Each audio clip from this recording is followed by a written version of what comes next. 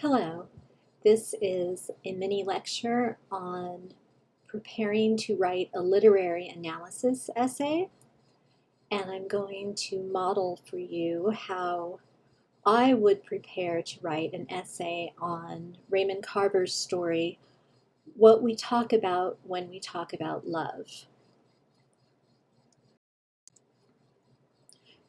So first I would review the topics and issues of literary studies. On the side of topics, I couldn't fit all of them, but these are most of them. We have traits that shape humanity, including gender, race, etc., representations of groups, differences among humans, divisions, conflicts within the self, boundaries, public and private, the role of performance, the body, memory, and material things, including common physical objects. We also have issues of fact, theme, definition, symbolism, pattern, evaluation, historical and cultural context, genre, social policy, and cause and effect. So with these in mind, I'm going to do some pre-writing. And one of the strategies that I like to use is brainstorming, just writing down whatever comes to mind. So these are some things that I brainstormed. There are many mentions of alcohol or drinking or things that are related to drinking, like ice, glasses, ice buckets, and so on, in the story. I wonder if that is a reflection of Carver's own struggles with alcoholism, which I read about in the headnote right before the story. Then I think about what happens before and after the alcohol mentions. Do we get conclusions or insights after the alcohol mentions? The very first alcohol mention is about drinking gin, and right after that, we see sunlight filled the kitchen. There are repeated mentions of the sky getting darker, moving from day to night. And I'm wondering maybe the sunlight corresponds with drinking in some way. And does drinking rat poison count as a mention of alcohol or drinking? Now, I'm not going to use all of these. I'm not going to use Carver's own struggles with alcoholism because I don't know enough about him in real life to be able to make that assumption. And that would make a much longer essay, and I only have a few pages. I'm not going to talk about the sky or the sunlight because I think I have enough just with focusing on these mentions of alcohol or drinking. So now I'm working on a working thesis statement. So the first thing I come up with is alcohol and drinking play a central role in the story. Well, that's a good start, but what else? Why is this important? So I'll try again. Mentions of alcohol and drinking come just before several truths throughout the story. Also a good start, better than the first one, but we always have to come back to the so what. And that really means, what is the significance of this? So my third attempt, alcohol and drinking are catalysts of significant truths throughout the story.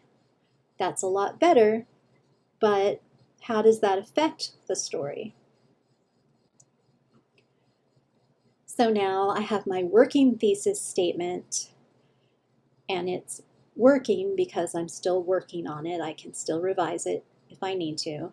But what I'm working with at this point is alcohol and drinking are catalysts of significant truths throughout the story, and Carver uses these truths to piece together his character's definition of love. Now I want to make sure that I have a lot of supporting evidence from the story. And when we're writing about literature, much of what we are writing about is the language that is used. So we're going to have more direct quotations than we might in an essay that is not about literature. So I have a few quotations. Mel finished his drink and reached for the gin bottle. Terry's a romantic. So we have the mention of the drink and then the truth that Terry's a romantic. Terry raised her glass and drank from it. Mel always has love on his mind. Again, we have the mention of the drink and then the truth that it reveals. Mel took down another bottle. Well, Nick and I know what love is, Laura said. Again, we move from the bottle to a truth. Notice that I put some of these characters' names in brackets, and that is because if I just take these sentences out of the story, they just say, it doesn't say Mel finished his drink. It says he finished his drink. But if you're reading that in my essay, you don't know which he this refers to. And so that's why I put in Mel, and the brackets indicate that I, the writer, have put this in to somebody else's sentence to make a clarification. Some more evidence. In the middle of the story, Nick, as narrator, essentially makes an admission about the truths associated with alcohol during this particular conversation. We raised our glasses again and grinned at each other like children who had agreed on something forbidden. Now I'm going to plan what else to include in my essay. And one thing that I can do is respond to an opposing viewpoint. And I would include this near the end of the essay. So someone who disagrees with my thesis might point out that the truths I've mentioned seem positive, but we are given one very negative truth when Mel tells the others about an accident that sent victims to his hospital. Drunk kid, teenager, plowed his dad's pickup into this camper with this old couple in it. So I might concede that, yes, this is definitely a somber truth, but I would note that Carver still uses it as a catalyst. Mel's story ends with the man from the old couple being depressed because he cannot physically see his wife.